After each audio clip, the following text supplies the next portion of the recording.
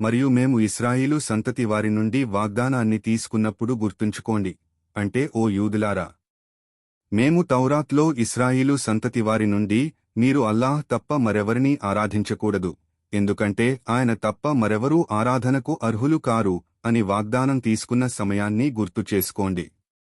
అలాగే మీ తల్లిదండ్రులతో, బంధువులతో, అనాథలతో మరియు పేదలతో దయగా ఉండాలని, ప్రజలతో మంచిగా మాట్లాడాలని, నమాజును స్థాపించాలని మరియు జకాత్ ఇవ్వాలని ఆదేశించాము.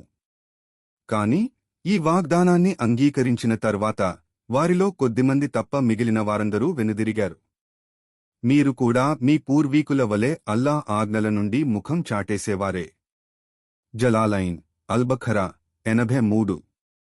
దీని ద్వారా ఇశ్రాయేలు సంతతి వారికి అల్లాహ్ ఆజ్ఞలను ధిక్కరించడం మరియు వాగ్దానాలను ఉల్లంఘించడం అలవాటు అని తెలుస్తోంది.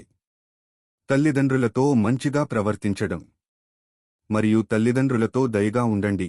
అల్లాహ్ తన ఆరాధన తర్వాత తల్లిదండ్రులతో మంచిగా ఉండాలని ఆదేశించాడు. దీన్ని బట్టి తల్లిదండ్రుల సేవ ఎంత ముఖ్యమో అర్థమవుతుంది.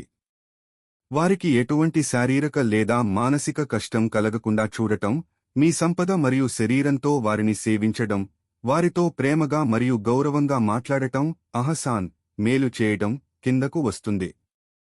ఒకవేళ వారు మరణిస్తే వారి కోసం ప్రార్థించడం, ఈసాలె సవాబ్, వారి చట్టబద్ధమైన వీలునామాలను నెరవేర్చడం మరియు వారి బంధువులతో మంచి సంబంధాలను కొనసాగించడం అవసరం. వారు ఏదైనా తప్పు మార్గంలో ఉంటే వారిని మృదువుగా సరైన మార్గంలోకి తీసుకురావడానికి ప్రయత్నించాలి. బంధువులు మరియు ఇతరుల హక్కులు మరియు బంధువులతో మానవ హక్కులలో హుకూకుల్ ఇబాద్, తల్లిదండ్రుల తర్వాత బంధువులకు, ఆ తర్వాత అనాథలకు, ఆపై పేదలకు ప్రాధాన్యత ఇవ్వబడింది. ఇస్లాంలో మానవ హక్కుల ప్రాముఖ్యత.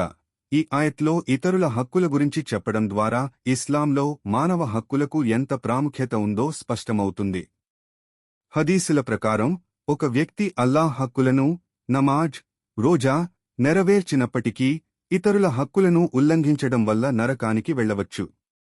హజ్రత్ అబూ హురైరా రజీ నివేదించిన ఒక హదీసులో ప్రవక్త సల్లల్లాహు అలైహి వసల్లం ఇలా అన్నారు: నిజమైన ముఫ్లిస్, దరిద్రుడు ఎవరంటే తీర్పు దినాన నమాజ్, ఉపవాసం, జకాత్లతో వస్తాడు, కాని అతను ఎవరినో ఒకరిని తిట్టి ఉంటాడు, మరొకరిపై నింద వేసి ఉంటాడు, వేరొకరి సొమ్ము తిని ఉంటాడు.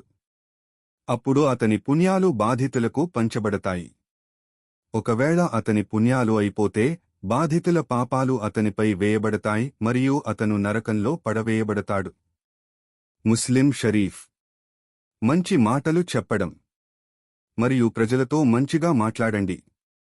మంచి మాటలు అంటే ఇతరులకు మేలు చేయమని, నేకి పిలవడం మరియు చెడు నుండి నిరోధించడం. ఇందులో అల్లాహ్ యొక్క గొప్పతనం, ప్రవక్త సల్లల్లాహు అలైహి వసల్లం యొక్క గౌరవం మరియు ధర్మ విషయాలను వివరించడం కూడా చేరి ఉన్నాయి. ముగింపు. కాని మీలో కొద్దిమంది తప్ప ఇశ్రాయేలు సంతతిలో మెజారిటీ ప్రజలు వాగ్దానాన్ని ఉల్లంఘించారు, కాని కొద్దిమంది మాత్రం సరైన మార్గంలో నిలిచి ఉండి ప్రవక్త సల్లల్లాహు అలైహి వసల్లం కాలంలో ఇస్లాం స్వీకరించారు. ముస్లింలకు గుణపాఠం. ఇశ్రాయేలు సంతతి వారి పరిస్థితిని చూసి ముస్లింలు కూడా ఆత్మవిమర్శ చేసుకోవాలి. మనం కూడా కాలిమా చదివి నమాజ్, జకాత్ మరియు ఇతర హక్కులను నెరవేరుస్తామని అల్లాహ్కు వాగ్దానం చేశాము. మనం ఆ వాగ్దానాన్ని నిలబెట్టుకుంటున్నామా లేదా అని ఆలోచించాలి.